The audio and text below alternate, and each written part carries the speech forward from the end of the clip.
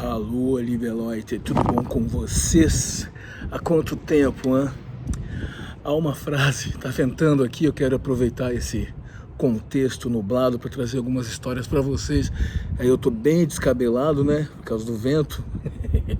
Pera, deixa eu organizar as coisas aqui, que eu tô aqui na área de lazer do prédio. Vamos lá. Há uma frase do filósofo espanhol chamado José Ortega y Gasset. Ele diz: eu sou eu e minha circunstância, se não salvo a ela, não salvo a mim mesmo. Essa frase enfatiza a importância do contexto na formação do indivíduo. Mais do que isso, esclarece que a realidade de alguém é moldada pelo ambiente e por sua própria natureza. Às vezes a gente fica estarrecido ou até mesmo horrorizado com certas atitudes que as pessoas tomam e se esquece de avaliar o contexto, esquece de se colocar naquele lugar que o outro está. E aqui eu falo um pouco de empatia, mas também tomando cuidado com o conceito de empatia e projeção. Às vezes você não está sendo empático, às vezes você está com pena do outro porque você tem pena de si próprio. Isso é muito sutil, muito sofisticado. Vou tomar um chazinho aqui. Eu fiz uma miscelânea, coloquei 2 tipos de chás, sabores diferentes aqui da Twinings, e acabo de constatar que eu não gostei, mas tudo bem. Mentira, eu fiz isso porque tinha acabado meu chá e eu tinha só um sachê de cada sabor, eu tive que misturar para poder colocar nessa xícara gigante, nesse pinico, né? E às vezes a gente esquece, né, de avaliar o contexto. Você sabe que quando eu era mais gurizinho, vocês sabem, eu já trouxe as questões sociais aqui para vocês. O que eu fazia? Eu estudava num colégio na região central de Porto Alegre, perto do centro, chamado Emílio Massot, um colégio excelente. E as pessoas que estudavam lá eram oriundas de diferentes classes sociais, tá? E havia pessoas ali que tinham condições de pagar um colégio e tal, mas não precisava, porque o colégio era muito bom, o colégio público era muito bom. E eu me lembro que eu adquiri um hábito. Hoje eu faria algumas confissões, tá? Como eu tinha muita necessidade, em casa não tinha nada, e todos os colegas tinham suas lancheirinhas, com roupinha boa, eu não tinha nada disso. Eu tinha um caderno, aquele caderno sem molas, né? Eu não tinha lápis de colorir, enfim. E havia uma lancheira no colégio que eu adorava, um X que ele fez. X é um sanduíche do Rio Grande do Sul, tipo, que é enorme e tal. Tinha um cachorro quente também, que eu era louco por aquilo.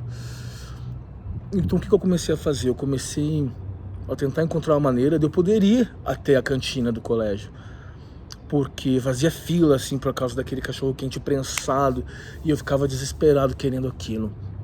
Então eu comecei a furtar os colegas do colégio. Cada dia eu escolhi, as pessoas sempre estão com seus dinheirinhos, era R$1, eu tinha 9 anos de idade, tá? E aqui não buscamos justificar nada, porque assim como eu não sou santo, você também não é. Isso já foi trabalhado em análise, e de qualquer maneira eu não me arrependo. Se você me perguntar, não me arrependo não. Eu não me orgulhava do que eu fazia, mas eu me orgulhava da minha perspicácia. Hoje eu sei que não se tratava de perspicácia, trata-se da circunstância. As pessoas não estavam na mesma circunstância que eu, então elas não se preocupavam com o dinheirinho que elas tinham lá pro lanchinho delas, entende? Talvez elas supunham que todos tinham dinheiro para comer. E por conta disso elas ficavam tranquilas, desatentas, não se preocupavam que havia alguém que pudesse furtá-las ali em volta, né? Então geralmente antes de começar as aulas, a gente se reunia em alguns dos pátios do colégio, era um colégio grande, com pátio grande assim, e para jogar bola. Às vezes era futebol, às vezes era vôlei, às vezes era qualquer coisa. E eu sempre jogava, eu era muito bom. Então, por exemplo, eu sempre dava um jeito de perder. Quando era voleibol, eu dava um jeito de errar para sair. As mochilas estavam todas colocadas ali, eu já tinha escolhido eu já tinha visto a pessoa mexendo umas moedinhas, eu lá pegava as moedinhas da pessoa, esperava acontecer alguma coisa ali, eu me evadia e comprava o cachorro quente. E aquilo quando eu comia, eu saciava meu apetite, saciava a minha fome e depois me sentia culpado. E passei a fazer isso reiteradas vezes. E até que um dia, e é engraçado, né? Todo mundo que esteja cometendo um delito, nesse caso, não necessariamente, claro que a gente não sabe, acho que aquela pessoa também, né? Também tinha necessidade de se alimentar, mas eu duvido que ela precisasse tanto quanto eu. Não era uma justificativa, é um relato, é uma confissão de infrações que eu cometia na infância. Não bastava ser o mais inteligente da sala, geralmente eu era. Não bastava nada. As atenções sempre estavam voltadas para a roupa que você veste, que não era boa, para o tênis, que era que tinha um buraco embaixo, né, para a roupinha furada que você usava, que geralmente era de doação, enfim. E fiz isso reiteradas vezes, até que um dia eu me exagerei, porque eu já estava tão confiante da minha perspicácia, da minha sagacidade, dos métodos que eu utilizava, que eu furtei 3 pessoas, uma guria e 2 guris. Mas aconteceu por acaso. Uma guria, eu fui lá, peguei, eu vi que ela colocou dentro da mochila e deixou dentro da sala de aula antes da aula começar. Eu subi na sala, peguei. Aí um guri, já na sala de aula, um guri deixou uma nota de R$5, que naquela época valia muita coisa. Isso, década de 90, lá atrás. Eu pedi pra fazer um exercício da aula com ele, peguei o dinheiro dele. Aí teve um outro guri que deixou uma notinha de R$1. Olha que como eu fui burro. Furtei na mesa ao lado. Até que as pessoas geralmente não acusam. Elas acham que elas perderam. Eu sabia disso, olha a mente. Olha como a sua mente começa a trabalhar de uma maneira que não é legal, né? Devido à circunstância e à necessidade.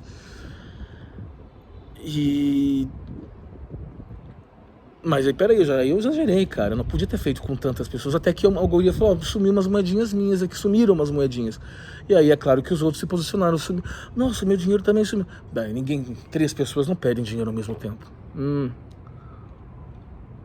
Naquele exato momento começa uma busca na sala de aula. E imediatamente eu devolvi, coloquei R$1 que eu tinha pegado do guri que estava sentado na mesinha ao lado, bem do ladinho no chão assim. Aí ele olhou, não, o meu já achei. Ufa, já tinha me livrado. As moedinhas da guria eu já tinha gastado antes de entrar em sala, agora faltavam os R$5. Não foi isso não que aconteceu. Os R$5 eu devolvi. Foi isso, tá, lembrei. Foi assim, os R$5 eu coloquei na mesinha ao lado do gurizinho, ele que era o que valia mais, né? Devolvi, ele falou, não, o meu caiu no chão aqui, acabei de achar. Mas aí as pessoas já estavam achando estranho, que a professora começou a perguntar e existia um elemento comum, que era eu. Eu sempre estava no meio das histórias, né? Ela já sabia que era eu. Eu falei, você não vai me pegar nunca, colega. Aí eu estava ainda com a notinha de R$2. Era uma notinha de R$2, era isso. No bolso, já tinha gastado as moedas da guria, os R$5 devolvi. Começaram-se então chamaram a diretora do colégio, começaram então a revistar aluno por aluno, tá? Eu estava sentado, no meio da confusão, fui me sentar numa carteira que seria uma das últimas a ser checada, que já dava para a janela da sala. E a sala era no ponto alto, era no 2º andar. Tava para estourar o sinal. Por que eu fiz isso? Eu falei, eu só vou me desfazer desse dinheiro no último momento. E eu sabia que as pessoas não têm, até hoje eu sei, tanta coisa que eu achei no chão. As pessoas não têm o hábito de olhar pro chão. Eu olhava pro chão como um cachorrinho faminto, né? O cachorrinho faminto tá sempre com faro no chão, tadinho. E eu já achei celular, já achei correntinha de ouro, achei relógio, isso quando criança, né? Os celulares eu encontrei adultos e devolvi, claro, não preciso de nada disso, imagina. Achei carteira, achei dinheiro adulto já. Todas eu devolvi porque eu não preciso de mixaria de ninguém. O mesmo não diria, de repente, se encontrasse um valor, não sei, que resolvesse minha vida definitivamente. É algo para se pensar, correto? E avaliar as circunstâncias. Enfim, começaram a inspecionar os alunos e tal, e quem era inspecionado, revistado, era liberado para ir embora. Aí tocou o sinal, aquela multidão de crianças correndo e eu vendo no pátio pela janela. Eu falei, eu vou jogar a nota bem dobradinha e vou ver onde ela vai cair. E ninguém vai achar essa nota. Pensei exatamente assim. Tinha 9 anos de idade. Tava chegando mais ou menos a minha vez, eu tinha que fazer isso sem ninguém notar, mas aí uma guria falou assim, eu sei quem pegou. Aí a professora falou, também sei. Eu falei, se não pegarem, você pode saber. Você pode saber. Olha a mente de advogado, né? Você pode saber que fez, mas tem que provar que fez, tem que achar. Cadê o corpo de delito? Cadê a evidência? Tem? Ah, mas ele tava... Tá, cadê? Você achou com ele? Não. Aí, muito bem. Joguei pela janela e observei onde caí. E mentalizei, ninguém vai achar, ninguém vai achar. Porque quando bati o sinal, as crianças saem correndo, querem sair do colégio, que criança nenhuma quer ficar presa no colégio. Me inspecionaram, a professora Séries, o nome dela era Séries. E eu me lembro bem do nome dela, porque o nome dela formava um palíndromo. O que é um palíndromo? Olha só o recurso mnemônico, né? É uma palavra que de trás para frente se escreve igual. Tem a mesma grafia, tem o mesmo significado. Então, séries de trás para frente é séries. Isso é um palíndromo. A fantástica língua portuguesa, né? Bom, se bem que esse nome, não sei de onde saiu esse nome séries, né? Enfim, dito e feito, quando eu fui um dos últimos a ser revistado, eu cheguei lá, saí da sala, desci correndo, abaixei perto do dinheiro, amarrei o cadastro e peguei o dinheiro. Quando eu saí da sala, do colégio, estava caminhando, um guri se aproximou, que era o guri de quem eu tinha pegado o dinheiro. Ele falou: Tom, eu sei que foi tu que pegou, eu também preciso desse dinheiro. Ele chorou praticamente e tal. Aí eu devolvi o dinheiro. Devolvi o dinheiro pra ele, ele falou: não vou contar pra ninguém e tal, tudo bem. Claro que ele contou. Aí eu devolvi o dinheiro. Voltei pra casa, assim, sabe, com culpa, e eu já tava furtando em todo lugar, eu ia no mercado, eu furtava, você entendeu? E por muito tempo isso foi motivo de angústia mesmo, né? Olha, esse vento deixa meu cabelo todo enrolado aqui atrás, sabe? Foi motivo de angústia pra mim. E essa frase, eu sou eu e minhas circunstâncias, se não salva ela, salva a mim. Recentemente eu assisti Bebê Rena, a série, muito comentada há alguns meses. Eu não tive coragem de assistir porque eu entro muito no personagem, sabe? E aí eu entendi o porquê que você fala tanto, porque não se trata necessariamente de uma série de suspense, embora haja um pouco de suspense, é uma série psicológica, né? O diretor atua numa minissérie de 7 ou 8 capítulos, e a história se passa com ele. Claro que ali um espaço criativo, né, para criar, enfim, é a história de uma stalker, vocês devem saber, que perseguia pessoas, e ele passa a ser perseguido por essa mulher, e tudo começa. Primeiro o stalker é perseguir, né, stalking.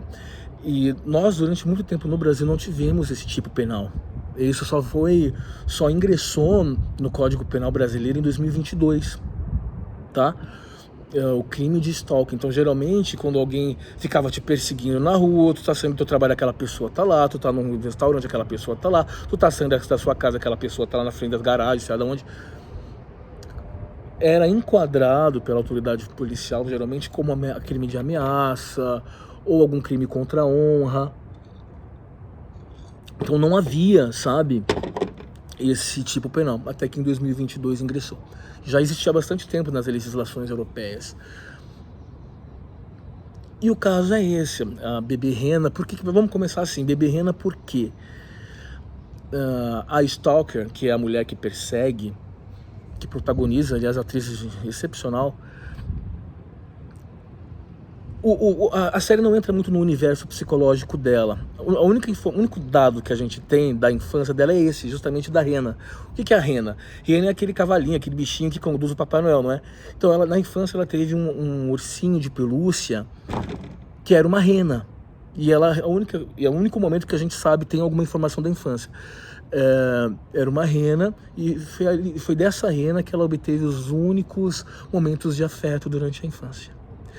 A série foca no universo do cara. O cara, o que é? Um pobre coitado que trabalhava durante o dia num restaurante, quase que uma taberna, um bar britânico, desses bem tradicionais, assim, britânicos e tal, e que queria ganhar a vida como animador, como piadista, stand-up comedy, essas coisas. Ele era muito ruim nisso, inclusive.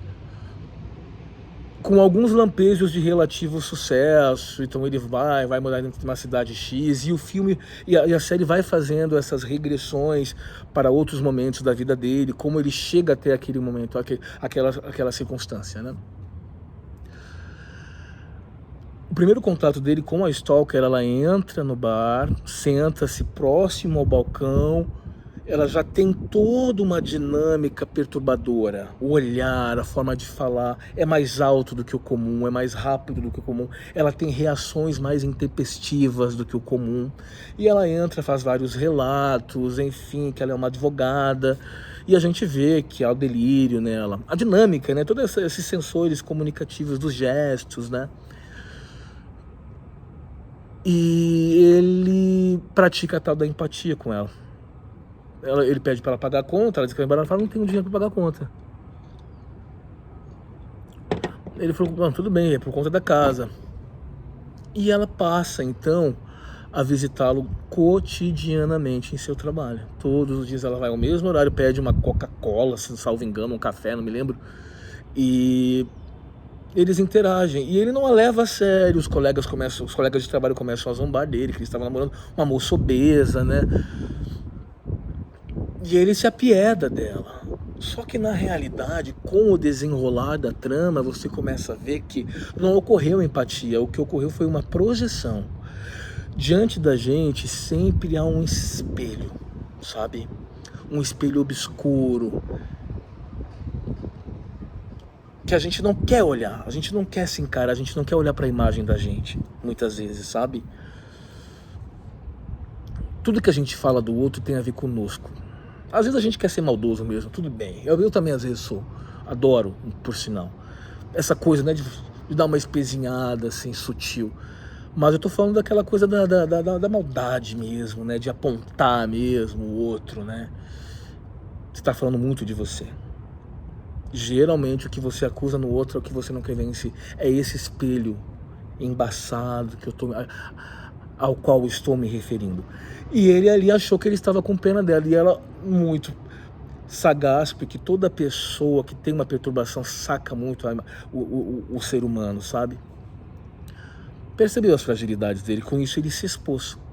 E ele começa a ficar curioso para entender aquela mulher. De repente ela acredita que eles têm um relacionamento. Não, porque a gente tá junto e a coisa começa a ficar forçada, ele não consegue se desenrolar dela, porque ela já impôs. Isso acontece muito. Quanta gente inventa que tá namorando, que tá num relacionamento, quando você vê, você tá num relacionamento sem saber, né?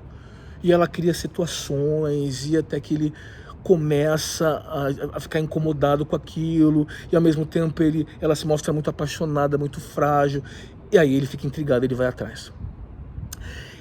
Ela vai até o bar, ele já queria chega pra lá nela, afastá-la, e aí ela tem uma atitude estranha, então ela manda inúmeras mensagens para celular, ela sabe cada passo dele, ela investiga, ela sabe da família, ela sabe tudo. Até que um dia ele a segue até a casa dela, uma casa modesta, ele fica do lado de fora a princípio, só que ela vê. E ela manda uma mensagem, ele sai correndo quando é surpreendido. E ela, assim, seu safadinho tá me seguindo, né? Na cabeça dela era um namorado, querendo fazer alguma coisa, querendo namorar e tal. Olha as leituras e as perspectivas de cada um, né? Só que ela tinha ela se sobressaía em relação a ele. Então ele começa a ficar mais intrigado ainda, até que ele... Aliás, antes dela chegar em casa, ele tem acesso à casa. Então ele vê que porque ela falava que ela era uma advogada que advogava para pessoas importantes, citava nomes da política, nomes da música, artistas e tal. Havia trabalhos de colagem na geladeira que ela cortava a cara da advogada, do caso específico, e colocava a cara dela. Tudo mentira. Tem um suposto diploma de advogada lá, mas não fica muito claro, sabe? Aí ele fica mais e mais intrigado com esse universo dela. E ela fala, peraí, você que me seguiu, o que você queria lá em casa, seu safadinho? Aí ela dá um beijo nele e a coisa começa a acontecer. Por outro lado, ela dava suporte emocional para ele. Ele ia para as apresentações frustradas dele como animador, como humorista, comediante, e ela ia lá, aparecia, ela descobria a data, o local, ele não contava, porque ele tinha vergonha dela por ser obesa e tal, pela dinâmica dela. E ela apoiava, ela se matava de rir, ela dava apoio a ele começou a ver que ele gostava disso, mas ao mesmo tempo existia uma luta dentro dele, né? E nisso a série vai regredindo para episódios anteriores de como ele conheceu aquela pessoa e por que ele estava naquela situação. Porque você, meu amigo, você vai estar sempre numa situação relativa ao seu estado psicológico. relacionada àquilo. As pessoas que cruzam o seu caminho, com as quais você se fixa, tem mais a ver com você do que com a pessoa. Eu comecei a perceber que eu era para-raio de louco, porque eu dava atenção para louco por uma necessidade minha. Hoje eu tô cortando isso, né? Ah, mas como é que essa pessoa entrou na sua vida porque você deixou? Não é só ingenuidade, muitas vezes. Às vezes você precisava, não sei, a carência, né?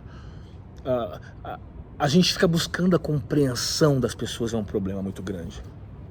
Você fica buscando que as pessoas te compreendam, que elas te aceitem, façam que você não consiga viver adequadamente numa sociedade, porque a gente não está falando de aceitação, a gente está falando de viver no mundo. A hipocrisia, nesses casos, resolve todos os problemas. A hipocrisia é elegante. O meu estoque acaba muito rápido, esse que é o problema. Meu estoque de hipocrisia diária é curto, né? Mas é aquela coisa, você fala uma coisinha, a pessoa finge que acredita, aí você diz outra coisinha, a pessoa também diz que acredita, e fica tudo assim, tchau, a gente se vê em breve, tá? É assim que a sociedade se relaciona. Agora, quem tá buscando aprovação, quem tá buscando elogio, quem tá buscando ser o mais bonito da turma, você vai dançar. Eu fiz muito isso por insegurança, por pura insegurança, entende? E a série retroage ao momento em que ele, na busca por sucesso como comediante, encontra um diretor de cinema, de televisão. O cara promete 1000 coisas pra ele, o cara acaba levando ele pro apartamento do cara, droga ele, estupra ele. E aí ele se interroga, eu já sei o que tá acontecendo, tô sendo estuprado, mas por que eu volto? Aí ele começa a entrar no seu próprio mundo. A série não explora a Stalker, ele explora o universo dele. E aí ele entra em choque, aí ele começa a ter várias relações homossexuais para tentar se entender, aquele universo dele, até que ele conhece uma mulher transexual. Que ele também não assume. Você vê que as relações dele são todas conturbadas, nada ele assume, ele não assume a mulher transexual, ele não assume o caso gay, ele não assume a stalker, a gordinha e tal, que tem um comportamento perturbador, mas que ele projetou para ele. Tá? Eu faço essa leitura, você pode ter outra, tá bom? E aqui eu tô realmente, porque a série foca nele, não foca nela. E quando ele resolve assumir a transexual, é tarde demais. É tarde demais porque ela conhece outro cara. Enfim, eles até tentam morar junto com ela, mas ele tem vergonha de apresentar, ele tem umas neuroses com aquilo, entende? Então ele resolve denunciar a Stalker, porque a Stalker, em um certo momento, encontra ele com a namorada trans. Se você visse o nível de agressividade da Stalker, da mulher, da gordinha, é impressionante. Ela gruda no cabelo da trans, arranca o couro, cara, e os barulhos, assim. A transexual fica assim, chocada, toda cortada, numa agressão de bar. Não tinha quem tirasse a Stalker de cima dela. Você tá namorando com ele é meu namorado. Você é um homem, só travesti, não sei o quê. Aí ele fica mais constrangido ainda, porque ele esperava que ninguém reconhecesse a trans, porque ela parecia mais ou menos uma mulher. A história é muito louca, né? É uma espiral de loucura. Mas que é muito real, não foge da realidade. Foge da realidade, assim, de uma pacata dona de casa que se tranca em casa, lava, passa, costura e borda, faz a comida pro marido, o filhinho chega do colégio, ela vai lá, assiste um filminho e vai dormir. Aí para essa pessoa fica. Para alguém que vive a dinâmica do mundo, que vive numa grande cidade, que sabe como a vida é, que já saiu para dar uma volta, isso aí é praticamente normal. Agora, uma dona de casa pacata, meu amigo, nada contra o estilo de vida de ninguém, mas se você vai me desculpar, você não viveu, bebê. Você não viveu. Você me desculpe, você caiu na retórica da mulher que é feita pro lar, o homem foi feito pros negócios. A mulher foi feita para parir, o homem foi feito para sustentar. A mulher foi feita para ser subjugada e o homem foi feito para mandar. Te enganaram. Mas se você está confortável nesse papel, fique aí, apodreça aí. Afinal de contas, todos vamos apodrecer. Alguns vão deixar um legado, outros não vão. E é esse legado que vai medir você como ser humano. Agora, pelo menos o legado da boa mãe, da boa dona de casa, da boa esposa, é bacana. Só que desse ninguém lembra. Ninguém lembra. Quem vai lembrar vai ser os filhos. Eles não vão passar adiante. Isso morre ali na família. Entendeu? Eu acho que todo ser humano merece mais, principalmente você aí, mulher, merece trabalhar, merece estar no mundo para ver como as coisas são e saber que a mesma possibilidade que o teu marido tem de conhecer alguém mais interessante que você também tem de conhecer alguém mais interessante que ele e romper os laços e tocar a vida adiante. Seja bem-vindo à realidade nua e crua dessa vida. A outra vida eu não sei como é que vai ser, não sei nem se tem, né? Vamos retomar então. Ele então procura a justiça, as pessoas ficam, não, o senhor não tem evidências, aqui a Stalker já tinha preparado tudo, ela já tinha todo um plano de defesa contra ele, muito habilidosa, ó, ele me procura, ele foi na minha casa. Não, aqui, ele respondia as mensagens, eu não fiz nada. E ela soube manipular muito bem a situação, e o tempo vai passando até que ela resolve fazer, como se diz, quando alguém fica parado em algum lugar durante algum tempo, montar acampamento na frente da casa dele. Todas as relações que ele tinha, ela atrapalhava. Ele foi perdendo tudo por causa disso. E ao mesmo tempo se interessando mais por ela sem perceber. Sem perceber. Ele saía de manhã para trabalhar, tava ela no ponto, numa parada de ônibus, esperando, numa rua mais ou menos deserta, assim, esperando ele. Ela dava oi, ele não cumprimentava. Ele voltava à noite, lá estava a mulher, dia e noite. Isso é o stalker. Dia e noite, durante meses ela faz isso. Então ele denuncia, e ela procura a família dele, os pais, e conta que ele teve relações e tudo mais. No meio dessa história toda, ele começa a se interessar tanto com ela que ele pega todos os áudios, as ligações, porque ela começa a minar, ela faz ameaça à ex-namorada dele pelas redes sociais, sabe? Mas ele começa a ouvir todos os áudios dela, umas centenas, milhares de áudios. Ele pega um fone de ouvido e fica ouvindo. Ele vai praticar ginástica ouvindo os áudios. Olha a loucura. Ele vai pra academia, vai pro trabalho ouvindo os áudios, até que ele se vê louco por ela. Até num rompante, assim, ele sai da casa, vai até o apartamento dela, transa com ela, com a gordinha, e vai embora. Sem entender também o que ele tá fazendo. É muito interessante. Aí volta pra casa e, resumindo, assistam lá na Netflix, tá? É muito interessante. Um dia você assiste em poucas horas. Acaba que ela é condenada, as investigações avançam, porque descobrem outros casos em que ela fez o mesmo com outras pessoas, que queriam que ela estivesse longe realmente, que não deram tanta abertura assim quanto ele deu. E ela é condenada, e no momento da condenação ela olha pra ele e tá lá no julgamento, é até um pouco emocionante, comovente, assim, ela fala assim: minha reninha, eu gostava tanto de você, minha reninha, que era a rena, né, por isso que se chama-se bebê rena. Aí ele olha pra ela e fala: o que eu fiz? O que eu fiz? Ela é presa, eles se afastam, ele continua ouvindo os áudios dela, e uma das últimas cenas é ele indo procurar o diretor de cinema, que o estuprou várias vezes, e que pelo visto ele gostou, né? Procure o cara, talvez num gesto de humanidade, fala: não, aquilo que eu te prometi, porque ele induz o cara até o apartamento dele, prometendo mundos, né, dinheiro, fama e sucesso, e assim ele consegue o que ele queria, o predador sexual, né? E não, você vai ter o programa que você queria, a gente vai fazer algo, dessa vez é sério. É como se fosse um pedido de desculpas, né? Porque essa história, no final das contas, em uma das apresentações dele como comediante, ele explode e conta tudo. Conta a violência, conta o estupro, conta a história da mulher trans que ele não assumiu, que é aí que a gente chega no desfecho final, que ele não assumiu nada.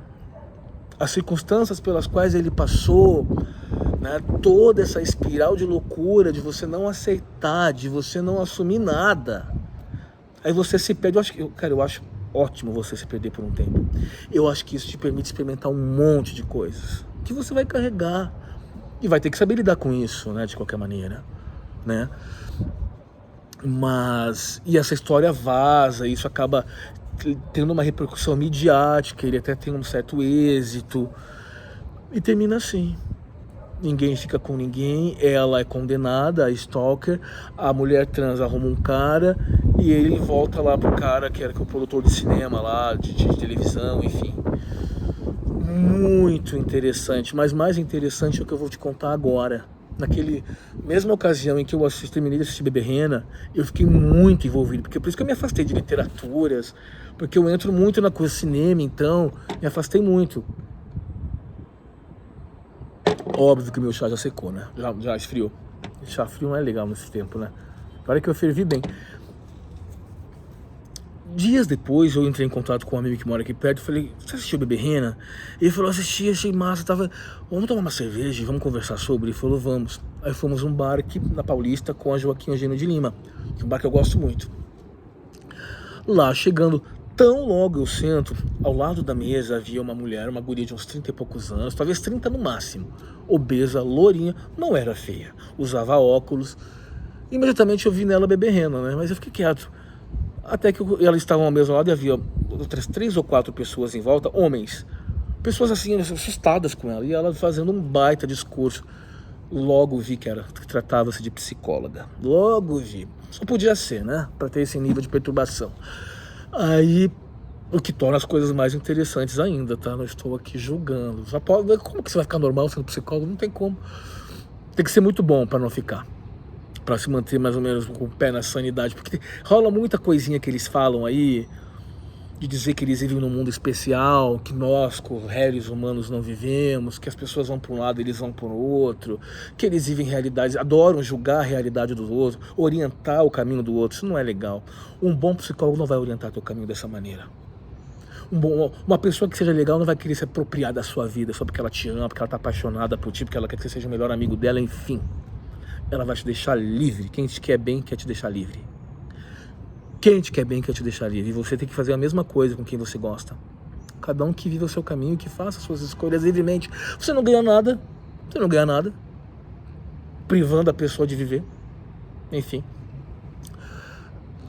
E assim chegamos no bar. Eu já me incomodei porque ela tava, não, porque você é isso, a tua atitude aqui demonstra isso. E as pessoas estavam assustadas. E como ela não parou, eu falei, moça, você vai me desculpar, mas eu fui bem na ferida, não devia ter feito isso. Porque já ficou tão claro que tudo que ela estava fazendo era acusar o outro daquilo que ela faz. E o rapaz estava muito constrangido. E aquele bar sempre foi muito bem frequentado, nunca vi nenhum problema lá, nenhum tipo de discussão mais acalorada. Ela ficou indignada, ela ficou puta quando eu falei isso. Quem é você? Eu sou psicóloga. Eu falei, então procure tratamento imediatamente. Imediatamente, seu caso é urgente, seu caso é grave. Ela levantou e investiu contra mim, veio me bater, a mulher. Você acredita? Eu vou te bater. As pessoas que estavam na mesa com ela seguraram-na. E um cara veio falar comigo, olha, a gente não costuma contrariar, porque ela não lida bem com nenhum tipo de confrontamento. Eu falei, isso é problema dela. Vocês estão me mandando porque querem. Aí eles pegaram, saíram do bar e levaram ela embora. Ela veio pra me agredir, ela veio pra cima mesmo. E veio com raiva. Uma pessoa com raiva, mesmo que seja mulher, pode te causar algum dano. Claro que ela não ia ter a menor chance, evidentemente também que eu não ia bater nela, né? Agora, eu reparei que bebia em excesso, eu reparei que fumava. E quanto mais vícios, maior é o vazio. Quanto mais vício tem um ser humano, maior é o vazio interno. Todo excesso esconde o vazio. Todos nós temos momentos de angústia, momentos em que nos sentimos de fato vazio. E a gente se entrega ao excessinho da comida, ao excesso do álcool, ao excesso de... Ok, é melhor você escolher uma substância só para você se intoxicar. É melhor, porque aí pelo menos você tenta lidar com isso. Agora, você acumular tantos vícios ao mesmo tempo é mais difícil de largar. Entendeu? E reparei o nível de perturbação, e ela era a própria beberrena, assim, naquela dinâmica dela, sabe? Tem uma cena de beberrena que eu esqueci de comentar, que foi, na verdade ele quer dizer a ela que ela está confundindo as coisas, que eles não são namorados, que eles eram amigos, né? Isso já na metade da cena da série. Aí ela vai lá, que surpresa você está fazendo pra mim? Ela tava toda romântica, né? Manipuladora ela, sabe? Era um café, um lugar onde se fala baixinho. Hoje ela começa a ter reações estranhas. Então, por exemplo, ele comenta alguma coisa que não é engraçada, ela dá uma gargalhada alta. Sabe aquela pessoa bem descompensada? Você está conseguindo visualizar? Aquela pessoa descompensada, que está sempre descompensada. É normal, às vezes a gente ficar meio descompensado. Acelerado demais, como eu. Ou aquela coisa de gritar. Tá. E falam, nossa, que engraçado. E essa moça tinha essa dinâmica. Esse nível de perturbação e de doença. Eu sou eu e minhas circunstâncias. Se não resolvo a circunstância, não resolvo a mim mesmo. E eu estava prestando atenção, aproveitando aqui, uma história de forense famosa nos Estados Unidos, que é o sobrenome dela é Park. Como se chama o nome dela mesmo? Eu acho que é Greta Park o nome dela, mais ou menos isso. Se eu estiver equivocado, de qualquer maneira eu vou colocar o link embaixo para vocês examinarem. É um caso forense muito famoso. Essa guria foi... Sintra Park o nome dela. Foi a história... Bom, o crime que ela cometeu é mais do que hediondo, é quase que terrível, assim, é quase que... Não tem palavra para isso para mim. Ela mata uma colega de sala na faculdade porque ela acredita que essa colega está interessada no namorado que ela tem. Ela então manipula esse namorado e uma terceira pessoa, que é uma mulher, para atraírem a vítima a um local distante, um local mais afastado, para então torturá-la e matá-la. O relato que se faz é que durante vários minutos a vítima foi torturada, espancada, tentou de toda maneira, lutou pela sua sobrevivência, mas levou pauladas na cabeça, ela teve o crânio esmagado por uma pedrada e pasme, a autora do crime, essa Sintra Park, chegou no colégio ostentando o pedaço do crânio que ela havia guardado no bolso. Ela tinha 18 anos quando ela cometeu esse crime bárbaro. Ela mostrava para as pessoas, não foi difícil, obviamente, ligar diz que a pessoa que encontrou o corpo, o cadáver, só foi reconhecer que era um ser humano quando ele se aproximou muito, porque o corpo estava todo esmagado. Então foi assim, uma violência extrema. Então eu fui investigar a história dessa assassina. Ela foi uma criança... Veja bem, não vou usar isso, avaliar a história preguiça para justificar a barbárie, a crueldade. Isso não tem justificativa mesmo, não tem. Nem o que ela passou. Porque a circunstância é formada, o contexto é a circunstância e a sua índole, o que você tem dentro de si também, o que você carrega com você. Tem coisas que vêm para esse mundo com a gente, não adianta, tá? E que o contexto vai moldando, ou o contexto vai exacerbando, né? Potencializando. E ela foi uma criança negligenciada pelo pai e pela mãe, diz que ela andava em meio a fezes de animais. Há relatos de que ela foi abusada, embora a família, que não tem credibilidade alguma, concorda comigo, negue essas ocorrências. Não havia amor, não havia afeto, ela passava necessidades. E inclusive ela começa a cometer seus delitos, a mostrar quem ela era quando ela vai morar com o pai e com a outra família do pai dela. O pai constitui uma nova família e ela violenta sexualmente uma irmã mais nova. Aí ela é expulsa. Então e diz que ela era muito inteligente. Diz que ela comete vários delitos e ela acaba sendo condenada pelo assassinato dessa moça. Não houve em nenhum momento comprovação de que esse interesse da vítima pelo namorado dela ocorreu, tá? Na verdade, parece-me que ela era propensa, naturalmente inclinada para o mal, para a maldade, para a perversidade, para o assassinato. E a pena que ela recebe é a pena de morte. Ela está, até hoje essa pena não aconteceu e a pena não foi executada porque o crime aconteceu em 1996. Então são 30 anos aí, correto? Praticamente. E ela até agora não foi executada, devido a uma série de recursos e apelações dos advogados. E era para ter sido, estava agendada para acontecer em 2022, não aconteceu devido à pandemia da Covid-19 e ela está até hoje aí. Hoje ela tem 49 anos, essa mulher. Então, você tem uma circunstância que favoreceu esse comportamento, mas que por si só não explica, não justifica os extremos que ela comete. Negligência, pobreza. Então a gente nunca vai saber os detalhes, né? Há um livro escrito aí que talvez provavelmente eles prescrutem mais a fundo as minúcias de como era realmente o dia a dia para a gente entender. Só que também tem a índole do indivíduo, né? Que conta bastante, né?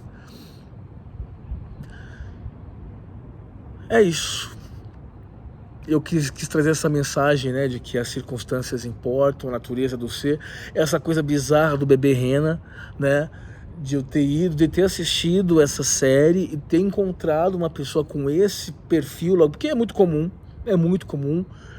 E ela tem investido violentamente contra mim, uma mulher ainda por cima, de eu achar, nossa, que coisa. E o colega dela me dizia, olha, a gente não contraria porque ela é extremamente agressiva, possivelmente ela der um borderline, uma bipolar, completamente louca aquela menina. E ela não é tão feia quanto ela pensa que ela é. Esse é o grande problema, quando você tem uma distorção sobre si próprio que te faz torturar a sua própria existência. Não faça isso com você. Eu já fiz isso comigo, de não gostar de mim. Não faça isso, porque isso só vai te atrapalhar. Você vai atrair tanta coisa ruim pra tua vida. Poxa, ela não precisava nem emagrecer tanto. E se não quisesse emagrecer, põe uma roupinha ali. Ela tinha um cabelo bonito, ela era lourinha. Ela tinha suas qualidades. E ela não vai resolver, pelo que eu pude ver. Aos 30 anos, naquele estado, que é o que eu calculo mais ou menos que seja a idade dela, eu acho que não resolve. Não resolve. Muito difícil. Porque ela não quer encarar. Como é que você vai resolver o que você não encara? Porque você não quer se ver de frente desse espelho sombrio que tá aí, ó. É só você olhar. Mas esteja disposto, tá? Esteja disposto a se encarar, a se despir da vaidade, do orgulho, para encarar quem você é. E aí sim fazer as mudanças. Mas não porque há uma pressão interna, né? Não porque alguém está pedindo ou que alguém está se oferecendo para te curar, porque eu tô de saco cheio desses curandeiros, que agora até psicólogo virou curandeiro, né? É psicólogo que além de psicologia pratica essas terapias absurdas que estão em um profissional desse. Não, o que é isso? Não, né? Tem que passar longe e tomar cuidado mesmo. Tomar cuidado com as pessoas que chegam no seu caminho e você acreditou que elas chegaram ao acaso. Não é. Quem cruza teu caminho. Alguém importante disse isso. Cruzou porque você imaginou. Aquele perfil de gente cruzou e ficou porque você deixou. Porque você precisou, talvez. Porque você está buscando aprovação. Você está buscando aceitação. Você quer aquele elogio. Você quer que digam que você é bonito. Você quer que digam que você é inteligente. Quantas vezes eu fiz isso? Por insegurança. Eu estava num lugar com várias pessoas normais. Mas por que não estão dizendo que eu sou legal, que eu sou importante? Sim. Eu preciso ouvir isso. Preciso validar, preciso me validar através do elogio. Eu preciso disso pro meu ego. Sinto muito. Sinto muito. Você quer elogio? Você quer uma carícia no teu ego? Vai pra uma igreja. Lá eles ficam dizendo que você é especial. Vai pro colinho do teu pai e da tua mãe. Se eles forem... Eu ia usar a palavra legal, mas não é legal. Se eles te mimarem a esse ponto, aí eles vão te dizer. Não, claro que o ser humano eventualmente precisa ouvir isso, tá, gente? Não tô dizendo que a gente não tem que ouvir.